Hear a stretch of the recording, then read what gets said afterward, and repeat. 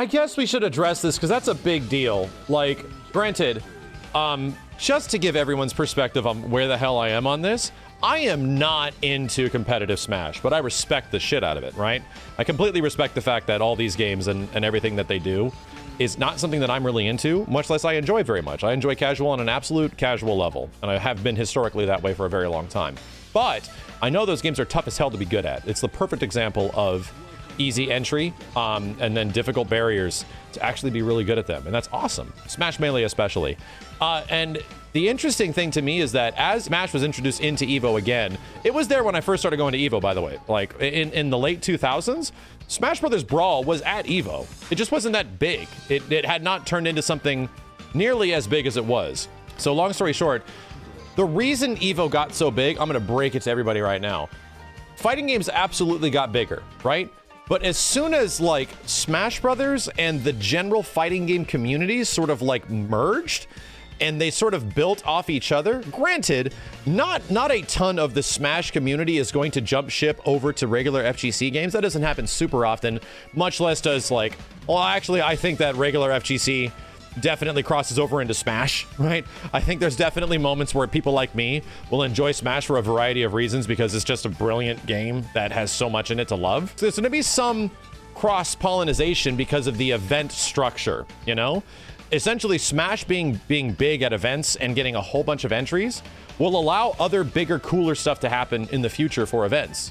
Just because there's so many more people attending. There's so many more attendance and brackets. There's so many more things just happening at an event. Long story short. EVO was absolutely the same way. I'll tell you right now, I will tell you right now, as soon as Smash was sort of like reintroduced to EVO and Melee started being a thing at EVO again, and then obviously Smash 4 and Smash Ultimate, yada, yada, yada, all these things 100% are the reason why EVO became bigger than ever. You'd like to think that it was just Dragon Ball FighterZ, or it was just Tekken 7, or it was Street Fighter 5, or, you know, whatever, or Mortal Kombat. You would like to think it was all those things, but no. The biggest reason why EVO and a lot of fighting game tournaments and events and the FGC in general has grown so much over the years is because of Smash Brothers. Smash Brothers had such a wide audience of people playing it and a ton more people that were willing to go to these events as a result, that the events were allowed to grow and get bigger. And that Smash was the reason that essentially happened, right? You gotta give Smash credit. They allowed EVO to become bigger than it ever had been. With that being said, getting Smash into EVO back in 2000, either it was 12 or 13, I remember making videos on this, of Nintendo being absolute shitheads, and them having to work their ass off, essentially, to allow Smash. There was a huge amount of stuff. There was so much drama around it. This is literally like 10 years ago. Just getting Melee to be at EVO was a big deal. And it caused a giant stank, and even I had to chime in, and it's like, you know what, I'm not into this, but this is bullshit. Like, this is some bullshit. This game should absolutely be allowed to be at EVO. Cut to February 2022. EVO is about a month away from announcing their next games. The big games that will be frontlining EVO 2022. Whether, I don't know, it's going to be in person or online. I don't know anything that's going on. I haven't been able to be a part of EVO ever since this pandemic started, but EVO has been a big part of my career and my fan base and everybody that knows what we do and everybody that follows fighting games. Like, I am super lucky that every time I go to EVO, I get to hear from literally like hundreds to thousands of people that they would never have known about this stuff. So it's incredible that EVO's like the compendium for all that, Smash or regular fighting game alike. But we pretty much learned today that Nintendo's not cool with it. And you know what? I'm not surprised at all. I'm really not.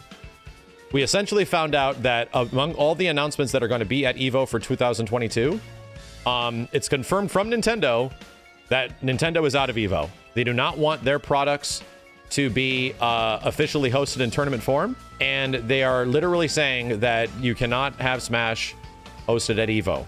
There has to be an approval process for that, right? There has to be like, you have to get the okay from these companies for it to be a showcase game in any way. It doesn't have to be like a main, the finals game or anything like that, because usually that belongs to Street Fighter. But there's a big reason behind this.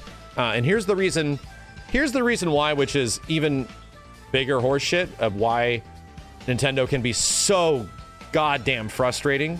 Like, I can't tell you any company out there that absolutely hates its fan base for older games more than Nintendo.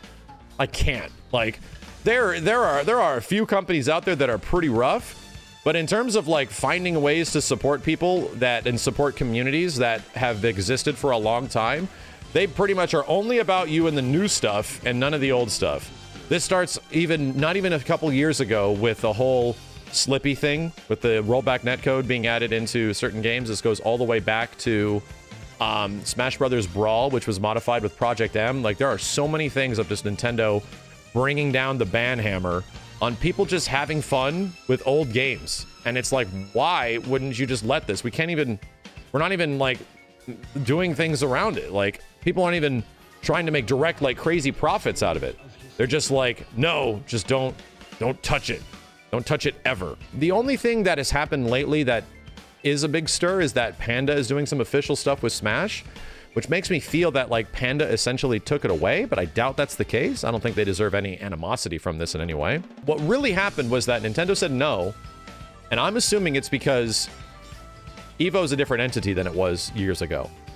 Evo is a much different show, and now it's essentially sponsored / run by Sony. Like, it's a Sony event now. And they've even said that, oh, Evo will still completely be host to Microsoft games, to Nintendo games, to whatever platform they're on. We are not limited to what games are going to be here. Here's like the mindset that essentially kicks in. In my opinion, I'm not saying I'm getting into the brain of Nintendo executives or anything like that, but here's usually how things work. Nintendo goes like, hey, these guys want to use our game to promote their event to make it bigger. That's a Sony thing, Nintendo says. Huh.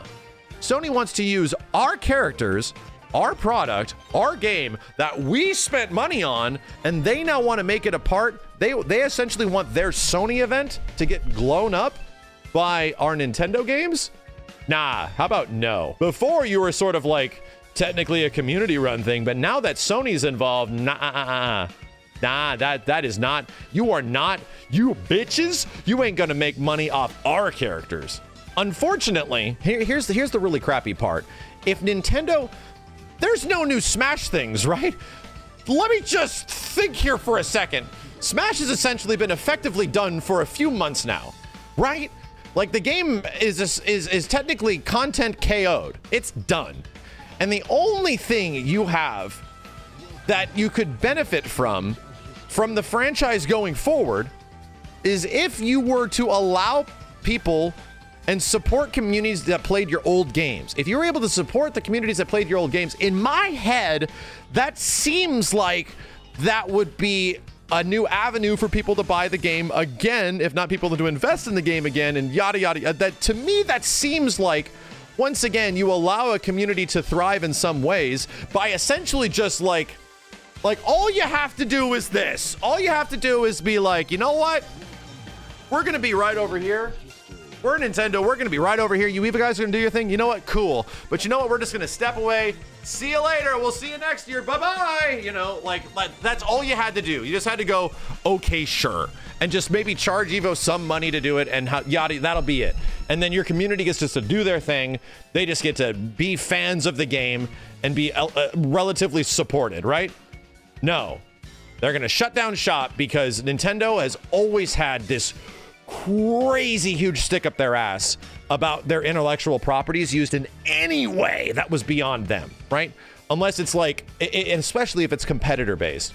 They've always been, they have this huge stick up their ass around this stuff. Simmons will tell you, I can't wait to have a conversation with Simmons about this because we're essentially reliving the exact same conversations that we had 10 years ago when Melee was trying to be at Evo.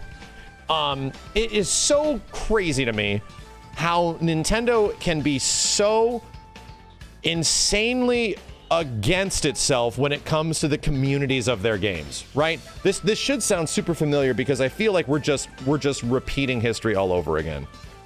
So I think it's really unfortunate. It'll unfortunately have an impact on Evo because once again, the Smash Brothers audience is a fairly big, fairly unique audience that will not really drip into other games too much. It really won't cross-pollinate that way.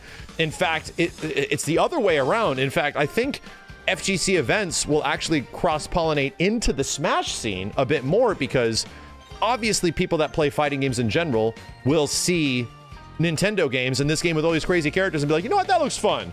I'm over here playing Tekken 7. and I'm willing to play another game with terrible fucking netcode.